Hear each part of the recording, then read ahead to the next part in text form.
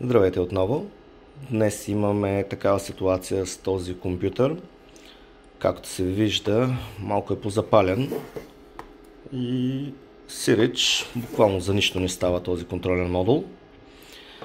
Единственото нещо, което можем да направим в тази ситуация е да прочетем софтуера и да го прехвърлим на друг. Сега някой ще зададе въпроса защо се е получило това.